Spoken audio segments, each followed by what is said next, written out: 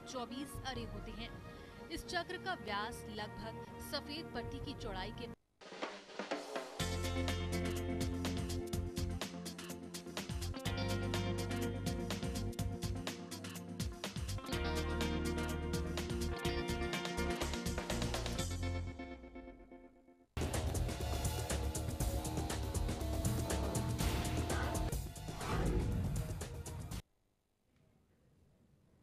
नमस्कार, आप देख रहे हैं लेमन न्यूज में आपके साथ नितिन माधव। इस खास प्रोग्राम में अमित शाह की नई टीम, बीजेपी की सत्ता आने के बाद पार्टी में काफी परिवर्तन हुए और साथ ही साथ देश में जो कुछ पहले से प्रचलित संस्थान थे उसमें भी कुछ परिवर्तन किए गए। अब और एक परिवर्तन होने जा रहा है। अमित शाह अपनी टीम बनाने जा रहे हैं जिसमें पार्टी अध्यक्ष के साथ साथ लोकायुक्त और जो प्रवक्ता होंगे, कुछ खास सचिव होंगे, उप सचिव होंगे, उनका भी ऐलान किया जाएगा।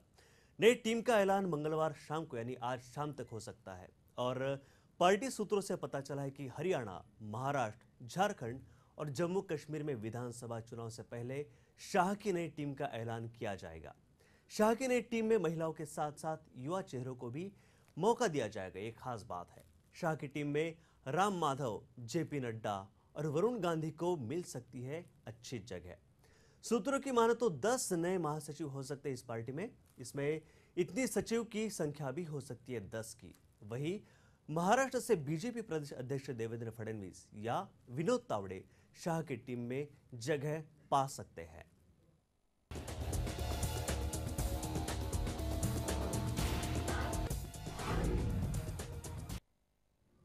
हमने बात की महिलाओं की और युवा चेहरों की, तो एक खास रिपोर्ट के जरिए देखते कि कौन कौन सी नए चेहरे इस पार्टी में शामिल हो सकते हैं।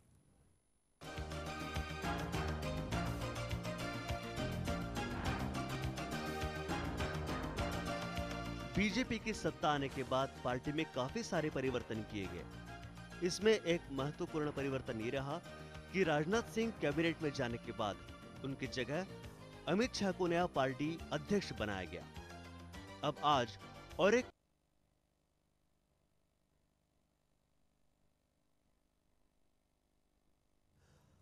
अमित शाह ने फैसला किया वो अपनी नई टीम बनाएंगे और इसमें महिलाओं के साथ साथ बड़े अच्छे युवाओं को, जो जिनकी नई सोच है, उनको भी जगह देंगे। हमें देखना है कि कौन कौन इस नई टीम में शामिल होते हैं। महाराष्ट्र से देवेंद्र फडणवीस और उनके साथ विनोद तावड़े का नाम सबसे आगे बताया जा रहा है। भाजपा के अध्यक्ष अमित शाह इस नई टीम का औपचारिक ऐलान आज शाम तक करने वाले हैं और इस पर औपचारिक मुहर भी लग जाएगी। सूत्रों के अनुसार अमित शाह की नई टीम का औपचारिक ऐलान आज होगा। हालांकि इस नई टीम में इस बार काफी फेरबदल दिखे जाएंगे। नई टीम में संघ के छाप के साथ साथ भाजपा के युवा चेहरों को भी और साथ ही महिलाओं को भी स्थान दिया जाएगा। छत्तीसगढ़, मध्य प्रदेश जैसे महत्वपूर्ण राज्यों के अध्यक्ष की घोषणा भी आज हो सकती है। सूत्रों की माने तो पार्टी अध्यक्ष होने के नाते अमित शाह बीजेपी संसदीय बोर्ड के अध्यक्ष होंगे, जबकि पार्टी महासचिव मुरलीधर राव इनको उपाध्यक्ष बनाया जा सकता है, ऐसा संकेत प्रवक्ता ने दिया है, सूत्रों ने दिया है। शाह के लिए रास्ता साफ करने के लिए अनंत कुमार को संसदीय बोर्ड से हटाया भी जा सकता है।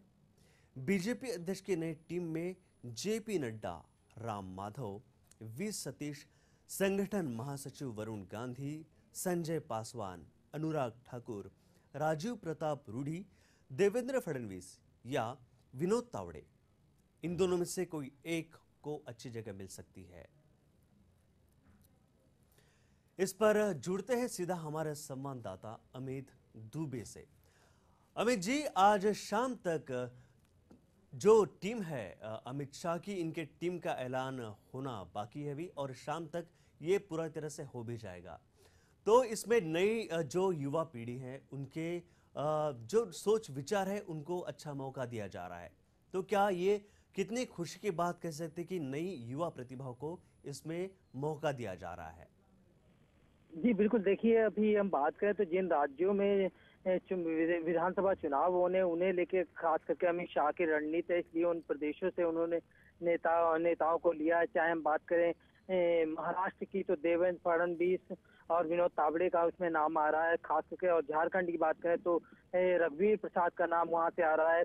तो इस बार जो पार्टी में महासचिवों की संख्या है वो लगभग 10 के आसपास बताई जा रही है, जिन नामों का अनाउंसमेंट होना है। खुद जो बीजेपी के कई जो पिछले पदों पे तैनात लोग हैं वो अपनी जगह पे बने रहेंगे, उनका प्रमोशन हो सकता है, और उसके साथ में नए कई चेहरे शामिल किए जा रहे हैं। खासतौर पर अगर बात करें युवा मोर्चा की, तो सांसद है यूपी राम लखन पाल, उनका नाम जो है युवा मोर्चा के अध्यक्ष के रूप में आ रहा है। और जो बाकी लोग हैं उनका जाहिर तौर पे नए काफी सारे चेहरे उसमें है। रामेश्वर चौरसिया जो पार्टी के महासचिव बनाए जा सकते हैं, श्रीकांत शर्मा है जो कि अभी तक सिर्फ मीडिया प्रभारी थे और अब वो उन्हें प्रवक्ता बनाया जा सकता है। साथ ही रामलाल जो है उनका प्रमोशन करके उन्हें उपाध्यक्ष पद की रेस में नाम चल रहा है। उनके साथ ही जेपी नड्डा भी उपाध्यक्ष पद की रेस में चल रहे हैं, ओम माथुर का नाम चल रहा है। तो माना ये जा रहा है कि शाम तक, देर रात तक जो है वो टीम का अनाउंसमेंट होगा। जी, इसमें अनोखी बात ये देखी जा रही कि जो महासचिव होता है वो कि एक व्यक्ति होता था, लेकिन काफी कम बार ऐसा हुआ है कि संयुक्तिक तौर पर महासचिव इसमें उसका ऐलान हो सकता है, ऐसा संदेह उन्होंने बताया है। इसमें सबसे आगे चल रहा नाम शिव प्रकाश और सौदान सिंह का। तो संयुक्त रूप से महासचिव बनने के बाद क्या आपको लगता है कि जो पार्टी का कारोबार है, कार्यकाल है, वो ठीक तरह से चल पाएगा? क्योंकि निर्णय लेने में महासचिव की परमिशन या आदेश वो बहुत महत्वपूर्ण होते हैं। जी बिल्कुल। देखिए, बीजेपी का हमेशा से एक फंडा रहा है, चाहे उनका अध्यक्ष हो, उपाध्यक्ष हो, महासचिव हो, उनके जो भी निर्णय होते हैं वो कमेटी की पूरी बैठक होती है। तो जाहिर तौर पे यहाँ पे अगर महासचिवों की संख्या 10 कर दी जाए तो भी उसमें जो महासचिव है वो अपने पद का उसमें भी वरिष्ठता के आधार पे जो है वो पार्टी निर्णय ले सकती है और अपनी कमेटी के आधार पर निर्णय ले सकती है। फिलहाल जो पार्टी जिन नामों पे विचार करे उनमें खास प्राथमिकता जो है वो जो जिन राज्यों में विधानसभा चुनाव है उन्हें लेके पार्टी की रणनीति, क्योंकि अब केंद्र में बीजेपी सरकार, तो बीजेपी के सामने एक बहुत बड़ी चुनौती होगी कि जिन राज्यों में विधानसभा चुनाव वहां पे बीजेपी का प्रदर्शन कैसा रहेगा। क्योंकि जिस तरह लोकसभा में अच्छे दिनों की बात की गई है, तो क्या बीजेपी उस अच्छे दिन के आधार पर विधानसभा में इन चुनावों में प्रदर्शन दोहरा पाएगी? खास तौर पर अगर बात करें हरियाणा और महाराष्ट्र की, जिसमें इसी साल अक्टूबर के आसपास जो चुनाव होने हैं, तो ये समीकरण जो है खास करके अमित शाह की टीम में अमित शाह ने खुद इसे मैनेज किया है, जिससे कि चूंकि जब अमित शाह अध्यक्ष बनाए गए थे तो नरेंद्र मोदी के काफी करीबी माने जाते, तो ऐसा माना जा रहा था कि अमित शाह के आने से नरेंद्र मोदी का काम जो है उसे काफी कुछ सहूलियत उसमें मिलेगी, क्योंकि अमित शाह जो है बखूबी मोदी की रणनीति को समझते हैं। तो अब अमित शाह चूंकि उनके ऊपर थोड़ा मोहर लग चुकी है, तो उन्हें अपने हिसाब से टीम को मैनेज करना है, क्योंकि जो भी अध्यक्ष होता है पार्टी का वो अपने हिसाब से टीम बनाता है और उसके बाद में पार्टी में कुछ भी होता है जवाबदेही उसकी होती है। जाहिर तौर पर इसी आधार पर अमित शाह जो है सारे नामों का चयन कर रहे हैं। अमित जी, इसमें महासचिव रामलाल उनको उपाध्यक्ष पार्टी का बनाया जा सकता है, जबकि अध्यक्ष पर अमित शाह कायम रहेंगे। और उपाध्यक्ष के लिए और कौन कौन से नाम प्रमोट किए जा रहे हैं या सूची में है? जी देखिए, जेपी रामलाल का नाम उसमें उपाध्यक्ष की सूची में, साथ ही चूंकि जेपी नड्डा जो थे वो भी अध्यक्ष पद के दावेदार थे, तो उनका भी नाम उपाध्यक्ष पद में है। साथ ही ओम माथुर जो कि गुजरात के प्रभारी भी रहे हैं, कई बार सांसद भी रहे हैं, तो उनका नाम जो है वो उपाध्यक्ष पद की रेस में है। क्योंकि ये अमित शाह जिस समय अध्यक्ष बने थे उस समय जेपी नड्डा और ओम माथुर दोनों ही नाम जो है वो अध्यक्ष पद की रेस में थे, तो जाहिर तौर पे वो अब अध्यक्ष नहीं बन पाए, तो उनका नाम जो है उपाध्यक्ष में सबसे ऊपर है। जी। और बाकी जो अध्यक्ष है, राज्यों के अध्यक्ष, बाकी राज्यों के अध्यक्ष, इनकी घोषणा 17 तारीख को की जाने वाली है। तो क्या इसके लिए भी आज कुछ विचार विमर्श हो पाएगा आज की बैठक में?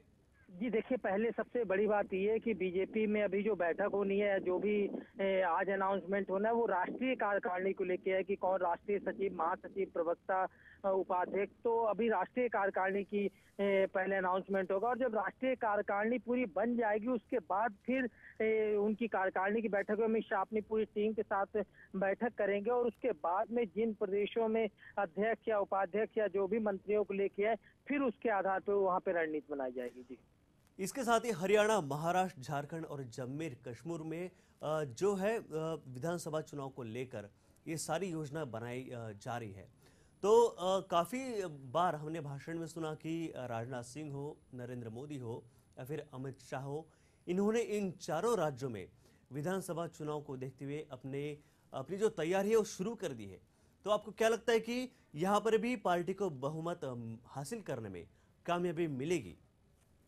जी देखिए, पार्टी की अपनी रणनीति है। अगर हम हरियाणा की बात करें तो हरियाणा में पार्टी को के पास खोने के लिए कुछ भी नहीं है, इसीलिए उनका जो हजंका से जो गठबंधन था वो अभी तक उसे इम्प्लीमेंट नहीं हुआ है, और माना ये जा रहा है कि हो सकता है कि उनका गठबंधन आपस में ना हो पाए और बीजेपी चुनाव मैदान में अकेले जाए, क्योंकि बीजेपी के पास में ये भी एक बहुत अच्छा विकल्प है। ऐसा पार्टी सूत्रों से पता चला है कि हरियाणा में लगातार जो है कभी भी बीजेपी सरकार नहीं रही है, और बीजेपी का कोई बहुत अच्छा जनाधार जो है वो हरियाणा में देखने को नहीं मिला है। तो इस आधार पे अब चूंकि केंद्र में बीजेपी की सरकार है और बीजेपी का कद जो है वो बड़ा है, पश्चिम बंगाल जैसे प्रदेशों में बीजेपी लोकसभा की सीटें जीत के आई है, तो हरियाणा में पार्टी इस पे रिस्क ले सकती है, और हो सकता है कि पार्टी वहां पे जिस तरह से कांग्रेस के खिलाफ मुहिम जो चल रही है, अभी चौधरी बीरेन सिंह का जो नाम चल रहा है वो भी कांग्रेस से नाराज चल रहे, तो इसका फायदा जो है आने वाले चुनाव में बीजेपी को, हरियाणा में बीजेपी अच्छा प्रदर्शन कर सके। साथ ही अगर महाराष्ट्र की बात करें तो महाराष्ट्र में शिवसेना बीजेपी गठबंधन हमेशा से प्रबल रहा है, और आज भी उनका गठबंधन चल रहा है। लेकिन अगर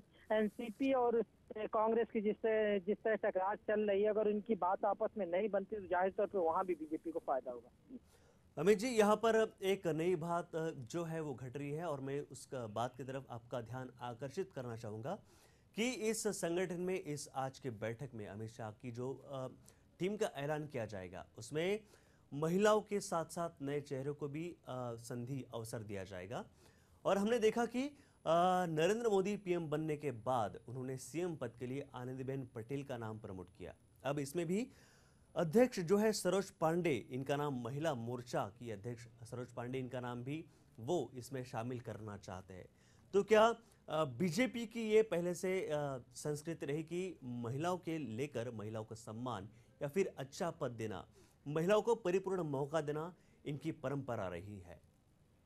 जी बिल्कुल, देखिए सरोज पांडे की अगर बात करें तो महिला मोर्चा की अध्यक्ष रही है, साथ ही वो इस बार अपना लोकसभा चुनाव जरूर हार गई है, तो पार्टी उन्हें अब जो है महासचिव बनाने पे विचार कर रही है। हालांकि उनका नाम भी पार्टी महासचिव के रूप में आना है, और उनके साथ में जो युवा मोर्चा के अध्यक्ष, भारतीय युवा मोर्चा के अध्यक्ष थे खासतौर पर अनुराग ठाकुर की बात करें तो उनका नाम भी जो है वहां से हट के महासचिव की रेस में चल रहा है, और उनके साथ ही उनकी जगह जो राघव लखन पाल सिंह जो यूपी सांसद है उनका नाम चल रहा है। तो जाहिर तौर पे जिस तरह से मोदी सरकार पहले वो महिलाओं के बारे में बात कर रही थी, तो महिला मोर्चा में वहां पे उनकी जगह पे कोई और रिकमेंड किया जाएगा, लेकिन जो सरोज पांडे का कद है उनका अपना कद बढ़ाया जा रहा है, पार्टी महासचिव के रूप में उनका नाम आगे आ रहा है। जहां तक महाराष्ट्र की हम बात करते हैं तो इसमें देवेंद्र फडणवीस और विनोद तावड़े का नाम सामने आता है। तो आपको क्या लगता है कि दो में से किसी एक को चुना जाना है तो किसका पलड़ा भारी पड़ेगा? जी देखिए, अभी अगर पार्टी सूत्रों को माने तो दोनों का ही नाम आगे चल रहा है, क्योंकि महाराष्ट्र में जिस तरह चुनाव होना है तो माना ये जा रहा है कि हो सकता है कि महासचिवों की संख्या इस बार बढ़ा दी जाए, और अगर ऐसा नहीं होता है तो जो बीजेपी प्रदेश अध्यक्ष यानी देवेंद्र फडणवीस है उनका नाम जो है ऊपर चल रहा है, वो पार्टी के महासचिव के तौर पे आगे चल रहे हैं। हालांकि विनोद तावड़े दोनों जो है, हो सकता है कि दोनों का नाम रिकमेंड हुआ। बीजेपी की जो सूत्रों से हमारी बात हुई है उनका कहना है कि ये दोनों ही महासचिव होंगे, लेकिन अब अनाउंसमेंट के बाद पता चलेगा कि दोनों बाजी मारते हैं या उनमें कोई एक है। मैं आपको एक बात बताना चाहूंगा कि इस टीम में है जेपी नड्डा, राम माधव, भूपेंद्र यादव, कैप्टन अभिमन्यु, वरुण गांधी और राजू प्रताप रूडी। ये लोग, इन लोगों के प्रमोट किया जा रहा है। साथ ही रघुवीर दास, इसके साथ महिला मोर्चा के सरोज पांडे महासचिव, और अनुराग ठाकुर, पूनम महाजन, इनको भी एक अवसर दिया जाना है। साथ ही साथ पूनम महाजन की जो छवि है, उन्होंने अच्छी जीत हासिल की लोकसभा इलेक्शन में। तो आपको लगता है कि महिलाओं को बढ़ावा देने के बाद और साथ ही साथ युवाओं को संधि या मौका देने के बाद बीजेपी एक नई पहल कर रही है? जी बिल्कुल, देखिए बीजेपी का चुनाव हमेशा से ही इस तरह का होता रहा है, चाहे हम पार्टी अध्यक्ष की बात करें या उसके अन्य पदों की बात करें। किसी एक का कब्जा नहीं रहता और हर बार चुनाव होता है उसके आधार पर पार्टी तय करती है, और जो भी अध्यक्ष पद से हटाया जाता है उसके बाद वो बीजेपी की जो राष्ट्रीय कार्यकारिणी होती है उसका वो सदस्य बन जाता है। तो जाहिर तौर पर बीजेपी हमेशा से पॉलिसी रही है। अब चूंकि अमित शाह है तो अमित शाह अपने अकॉर्डिंग जो टीम का गठन कर रहे हैं, तो इसलिए युवा चेहरों की बात कर रहे हैं, तो इसीलिए खास तौर अगर बात करें वरुण गांधी, तो वरुण गांधी का राम माधव पहले ही प्रवक्ता बनाए गए थे, अब उनका प्रमोशन करके उन्हें महासचिव की रेस में लाया जा रहा है। इसके साथ ही मुरलीधर राव का नाम भी उपाध्यक्ष पद की रेस में आगे चल रहा है। तो ये वो सारे नाम है जिनके कयास लगाए जा रहे हैं, और इसमें ज्यादातर नाम जो है वो कंफर्म नाम है, जो अगर सूत्रों की माने तो, कि इनके नाम पे सिर्फ मोहर लगानी जानी है, औपचारिकता होनी है। लेकिन जिस तरह से अमित शाह जो है अपनी टीम का गठन कर रहे हैं, तो उसमें खासतौर पर ध्यान जो दिया जा रहा है, चाहे हरियाणा से कैप्टन अभिमन्यु जो कि पार्टी के प्रवक्ता रहे हैं, उन्हें साथ ही महासचिव प्रमुख करके बनाया जा रहा है। तो जिन राज्यों में चुनाव होने, चाहे पूनम महाजन का नाम हो क्योंकि महाराष्ट्र में चुनाव होने हैं, तो जिन राज्यों में चुनाव होने उन जगहों के प्रतिनिधियों को खास तौर पे वरीयता मिल रही है और जगह मिल रही है, जिससे कि बीजेपी अपने आने वाले दिनों में जो भी विधानसभा चुनाव है वहां पे अपना प्रदर्शन अच्छा कर सके। बिल्कुल, ये सारी जो तैयारी है विधानसभा चुनाव को देखते हुए हो रही है। अमित जी, बहुत बहुत शुक्रिया आपका हमारे साथ ये जानकारी बांटने के लिए। तो आज शाम तक अमित शाह की टीम का ऐलान हो जाएगा, और इस खास बात यह है इस गठन की कि इसमें महिलाओं के लिए और साथ साथ युवा नेतृत्व के लिए काफी मौके दिए जाएंगे।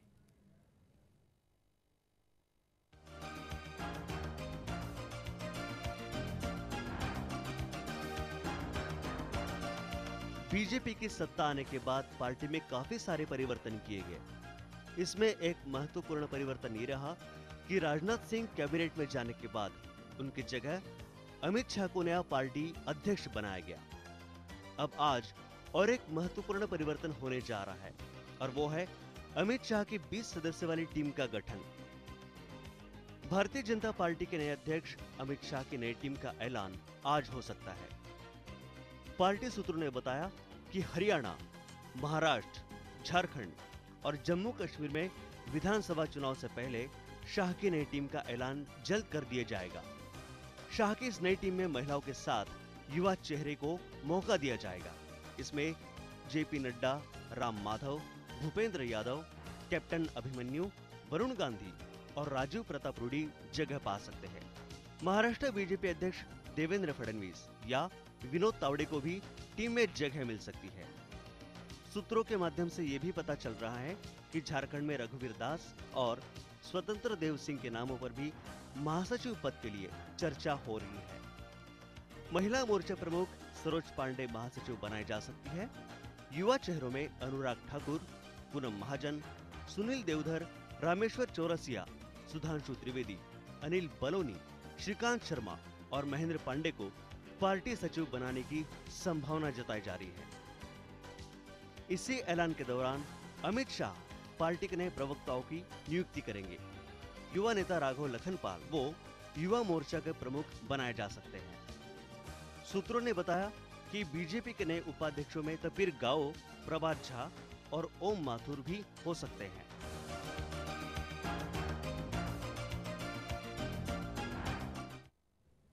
इस खास प्रोग्राम में हमने देखा पूर्वार्ध में अमित शाह की टीम का ऐलान। यहाँ रुकेंगे छोटे से ब्रेक के लिए, और ब्रेक के बाद उत्तरार्ध में देखते हैं एक नए विषय के साथ। मिलते हैं ब्रेक के बाद।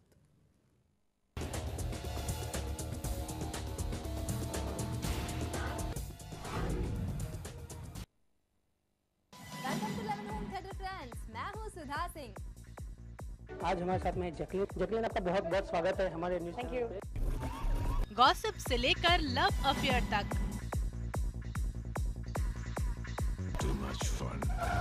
टीवी और बॉलीवुड की छोटी बड़ी हर गपशप, सीरियल और बॉलीवुड का हर मसाला मिलेगा सिर्फ लेमन होम थिएटर पर। रोजाना दोपहर 3:27 पर सिर्फ लेमन न्यूज पर। Global advertisers scaling new heights in outdoor media.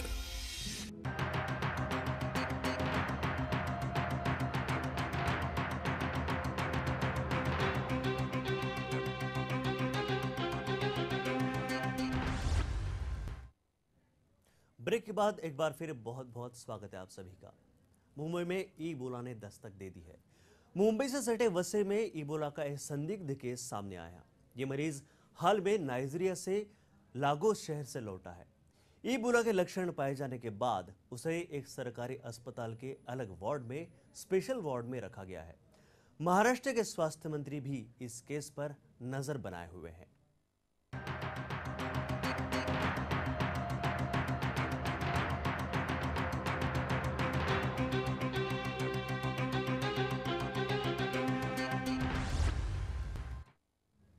Ebola ने अब मुंबई में भी दस्तक दे दी है। इसकी शुरुआत हुई थी अफ्रीका से। अफ्रीका में पहला मरीज पाया गया। उसके बाद पूरे देश में और विश्व भर में इस ईबोला ने हड़कंप मचा दिया। इसी पार्श्वभूमि पर भारत में भी जो एयरपोर्ट्स है उसी सभी एयरपोर्ट्स पर अलर्ट जारी कर दिया था। इसके साथ ही एक 15 डॉक्टर्स की एक टीम बनाई गई थी जो इस ईबोला को संसर्गजन्य न होने पर काम कर रही है। और एक हेल्पलाइन नंबर भी भारत सरकार के स्वास्थ्य मंत्रालय ने 3 हेल्पलाइन नंबर जारी कर दिए गए थे। हम आपको बता दें कि ईबोला वायरस जो है ये संसर्गजन्य बीमारी है। पिछले बार हमने देखा पिछले कुछ सालों पहले कि प्लेग या फिर H1N1 फ्लू या ऐसे सारे जो स्वाइन फ्लू है, ये सारे रोग जो है वो बाहरी देशों से हमारे भारत में उन्होंने प्रवेश किया। संसर्गजन्य रूप से, माध्यम से पर्यटक या जो भी विदेशी यात्रा या कारोबार के लिए बिजनेस पर्सन यहाँ थे, उनके माध्यम से इनका संसर्गजन्य हो वो इस रोग को फैलाने में मदद करते हैं। और ये काफ़ी खतरनाक रोग है ईबोला वायरस। अब इसी पर हम सीधा जुड़ते हैं हमारे संवाददाता स्नेहा शर्मा से। स्नेहा, बहुत बहुत स्वागत है आपके इस प्रोग्राम में। ईबोला का वायरस जो है उसने भारत में भी शिरकत कर ली है। उसका पहला जो मुंबई में वसई से एक मरीज, संदिग्ध मरीज पाया गया है। क्या लोगों में इस बीमारी को लेकर, इस संसर्गजन्य बीमारी को लेकर क्या लोगों के मन में डर है, संदेह है? जी हाँ, जिस तरह से ये इबोला वायरस फैल रहा है, जिस तरह से अफ्रीका में इसने अपना जड़ पकड़ लिया है, लोगों में डर तो बिल्कुल ही बना है। लोग काफी परेशान हैं। लोग इसके बारे में जानकारियां निकाल रहे हैं, किस तरह से इससे बचा जाए, किस तरह से इसको हम प्रिवेंट कर सकते हैं। क्या है ये इबोला वायरस, लोगों में काफी देखा गया है। जिस तरह से प्लेग एक बीमारी आई थी, लोग काफी परेशान थे, उसी तरह से इबोला को लेकर भी इनके दिल में कहीं ना कहीं डर बैठा हुआ है। हम दर्शकों को बताना चाहेंगे स्नेहा के माध्यम से कि क्या इस बीमारी के लक्षण है, कैसे स्नेहा इस बीमारी को कैसे पहचाना जाए कि किसी आदमी को संसर्ग होता है, तो क्या लक्षण सबसे पहले दिखाई पड़ते हैं? जी, डॉक्टरों का मानना ऐसा है, डॉक्टरों का कहना ऐसा है कि अगर ये बीमारी किसी आदमी को हो जाती है तो उसे काफी बुखार आता है। उसके लक्षण काफी है, जैसे बुखार आना, उल्टियां होना, उसके बदन में, जोड़ों में दर्द होता है, उसे काफी वीकनेस लगती है और पेट दर्द, मसल्स पेन, ये सारी जो है इसके सिम्टम्स है। उसे वीकनेस काफी लगती है। तो ये कुछ सिम्टम्स है जिसे डॉक्टरों के माध्यम से हमें जानने को कहा है। और काफी दिनों तक अगर बुखार है तो वो पर्सन जो है वो तुरंत ही जाकर डॉक्टर से उन्हें जांच करवा लेनी चाहिए। काफी दिनों से अगर बुखार चल रहा है, उल्टियां चल रही है, उल्टियों में ब्लड भी अगर निकलता है तो भी ये एक बोलते हैं ना, ये भी एक बहुत है कि इबोला वायरस का इससे चांसेस हो सकता है। और जब भी ऐसे वायरस या बड़े बड़े जो बीमारियां बाहरी देशों से यहाँ संसर्ग के माध्यम से फैलती है तो उस वक्त अफवाहों का भी बड़ा डर होता है। तो क्या इसे ईबोला को लेकर कुछ अफवाहें हमारे दर्शकों को बताना चाहेंगे कि ऐसा कुछ डर या संदेह लोगों में मन में बसा हुआ है इस ईबोला को लेकर? जी, इबोला का ऐसा यहाँ पर हमारे देश में क्या होता है कि कुछ भी हो गया तो अफवाहें बहुत जल्दी फैलती हैं। तो इसी तरह की अफवाहें भी चल रही हैं यहाँ पर कि इबोला का वायरस इंडिया में भी आ चुका है और यहाँ है वहाँ फैल रहा है। इस तरह का जो अफवाह भी चल रही है इंडिया में जी। कि इबोला का वायरस इंडिया में एंटर कर चुका है। जी, बहुत बहुत शुक्रिया स्नेहा हमारे साथ जुड़ने के लिए, हमारे साथ ये जानकारी बांटने के लिए। अब सीधा जुड़ते हैं हमारे और एक एक्सपर्ट विशेषज्ञ धनंजय शर्मा से। धनंजय, बहुत बहुत स्वागत है आपके इस प्रोग्राम में। हम बात कर रहे हैं इबोला के वायरस की, जो अब मुंबई में भी आ चुके हैं। हम दर्शकों को बताना चाहते हैं कि इस इबोला के लक्षण और इस पर उपाय, या फिर कहेंगे कि इससे बचने के लिए क्या कुछ सावधानियां है, प्रिकॉशंस है, वो आज हम बताने वाले हैं। और अब कुछ ही देर बाद हम जुड़ेंगे विशेषज्ञ धनंजय शर्मा से। लेकिन हम बताएंगे कि बुखार या सिर दर्द, साबुन से ज्यादा हाथ धोएं, ये इस प्रिवेंशन के उपचार है, ये इस रोग से बचने के लिए। और सैनिटाइजर का उपयोग कर हम इबोला के संसर्ग से बच सकते हैं। इसके साथ ही घर के बने ही पदार्थ खाएं, बाहर के जो खाद्य पदार्थ है वो न खाएं, उनसे बचें। आसपास के परिसर को साफ रखें ताकि जो संसर्ग है वो न फैले, और साफ सुथरी जगहों पर जो जंतु है वो कम होते हैं। घरों में पेस्ट कंट्रोल कराएं, ये भी एक इस पे उपाय बताया जा रहा है इबोला से बचने के लिए। अब सीधा जुड़ते हैं डॉक्टर धनंजय शर्मा से। धनंजय, बहुत बहुत स्वागत है आपका इस प्रोग्राम में। हम बात कर रहे हैं इबोला के वायरस की, जो अब मुंबई में भी उसने शिरकत कर ली है। संदिग्ध मरीज जो है वो वसे से पाया गया है, उसके सैंपल पुणे में भेज दिए गए हैं। तो लोगों के मन में एक डर सा फैला हुआ है इबोला को लेकर। क्या आपके पास ऐसी कुछ शिकायतें या ऐसे कुछ अफवाहें आपको सुनने में आई है इस इबोला को लेकर? नहीं, सुनने में तो आई, अभी न्यूज पे तो कंटिन्यूअस चल ही रहा है, हर चैनल पे इबोला, इवन हर जगह पे इबोला का एक ये फैल गया है है ना। तो डायरेक्टली अभी तक तो इसका कोई मेडिसिन बना नहीं है, नॉन क्यूरेबल इसमें बताया गया है ना। और अभी इसका प्रिकॉशंस ही सबसे बड़ा इलाज है। धनंजय, आपसे पूछना चाहेंगे कि इस रोग के या जब संसर्ग होता है इस इबोला का, तो सबसे पहले क्या लक्षण दिखाई देते हैं हमारे शरीर पर? जी, fever, nausea, headache, stomach pain and tiredness, ये तो अर्ली सिम्टम्स होते हैं इसमें, है ना। Low grade fever, nausea sensation, ऐसा लगेगा मुंह फीका है, वोमिटिंग जैसा सेंसेशन होता है, हेडेक कंटिन्यू बना रहता है, टायर्डनेस रहता है। तो ये प्राइमरी सिम्टम्स में आता है कि मतलब जैसा फ्लू का फीवर होता है, तो फ्लू के फीवर में भी लगभग सेम लक्षण ही वही मिलते हैं। धनंजय, ज्यादा एक आखिरी सवाल पूछना चाहेंगे, क्या इस इबोला पर कोई औषध या उपचार अब इजाद किए गए हैं? जी नहीं, अभी तक तो नहीं। जी, मतलब इससे बचने का सिर्फ एकमात्र उपाय यानी सावधानी और प्रिकॉशंस इस रोग से बचने के लिए। बहुत बहुत शुक्रिया धनंजय हमारे साथ जुड़ने के लिए और हमारे साथ जानकारी बांटने के लिए। इबोला का एक संदिग्ध मरीज वसी में पाया गया, जिसके सैंपल पुणे में भेज दिए गए हैं। फिलहाल इस प्रोग्राम में बस इतना ही। दीजिए पूरी टीम को इजाजत। नमस्कार।